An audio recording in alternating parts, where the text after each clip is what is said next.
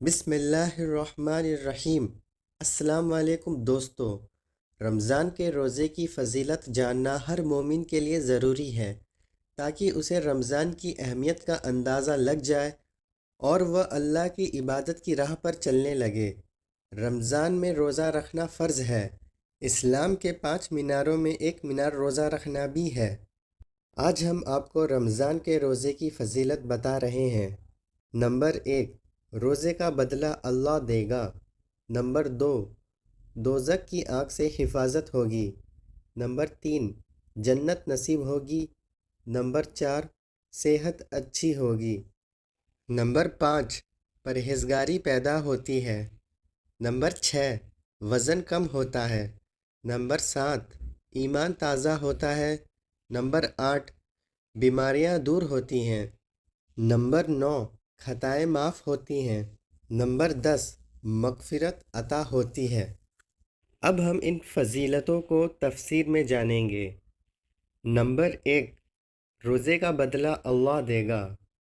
حضرت محمد صلی اللہ علیہ وسلم نے فرمایا، حق تعالی یعنی اللہ رب العزت کا ارشاد ہے کہ روزہ خاص میرے لیے ہے اور اس کا بدلہ میں خود دوں گا۔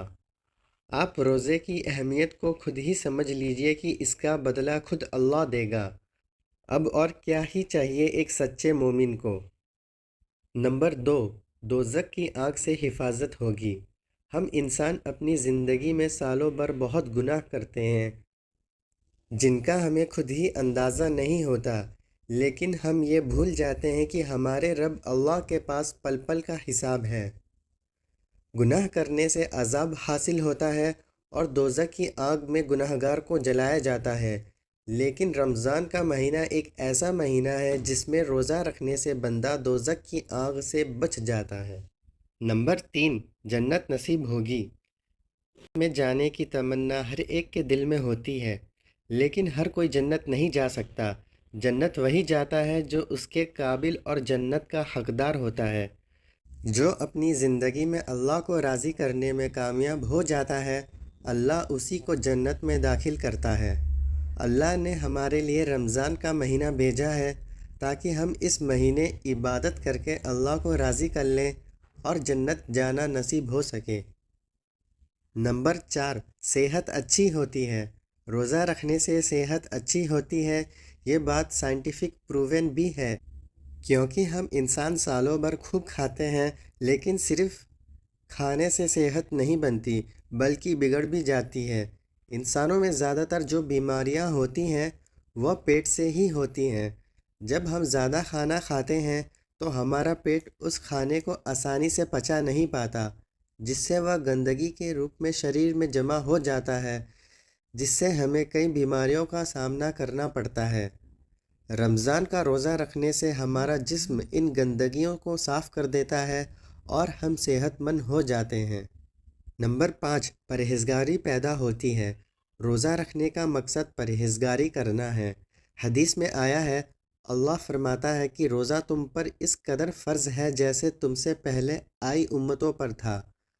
روزے کا مطلب ہی ہوتا ہے رک جانا، یعنی ہر قسم کے گناہ سے رک جانا، چاہے وہ گناہ آنکھوں کا ہو، ناک کا ہو، منہ کا ہو، ہاتھ کا ہو یا پیر کا۔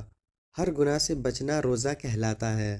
جب کوئی شخص روزہ رکھتا ہے تو اس کو یہ فکر ہوتی ہے کہ مجھے یہ غلط کام نہیں کرنا ہے، نہیں تو اللہ ناراض ہو جائے گا، تو اسے ہی ہم پرہیزگاری کہتے ہیں، جو ہمیں زندگی میں کافی فائدہ پہنچاتی ہے۔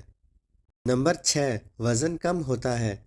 آج کے سمے میں سب سے بڑی بیماری وزن کا زیادہ ہونا ہے، کیونکہ ہم آج کل بنا کچھ سوچے سمجھے جیسا مرضی ویسا کھانا کھاتے رہتے ہیں، جس سے ہمارے شریر میں غلط کھانے کی چیزیں بھی چلی جاتی ہیں اور وہ ہمارے جسم میں گندگی کے روپ میں جمع ہوتی رہتی ہیں، جس سے ہمارے شریر کو کافی نقصان اٹھانا پڑتا ہے۔